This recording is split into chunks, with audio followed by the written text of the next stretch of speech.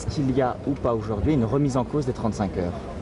Alors, il y a eu une interview qui avait été faite par Emmanuel Macron avant qu'il soit ministre de l'économie. Depuis qu'il est ministre de l'économie, il met en œuvre la politique décidée par le président de la République et par le Premier ministre.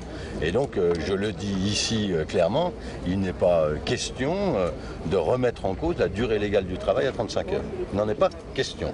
Il est déjà possible, mais ça c'est le ministre du Travail qui vous le dit, de déroger dans les entreprises par le biais des accords collectifs entre partenaires sociaux, à la hausse ou à la baisse.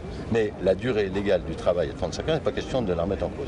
Et moi, je suis persuadé que Emmanuel Macron, le nouveau ministre de l'économie, il va mettre toutes ses compétences, toute son énergie à développer la croissance dans notre pays. Parce que c'est ça l'objectif.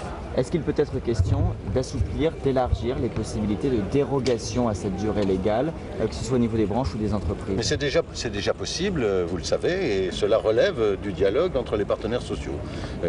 C'est le ministre du Travail qui vous le dit, sur la durée légale du travail, il n'est pas question d'y revenir.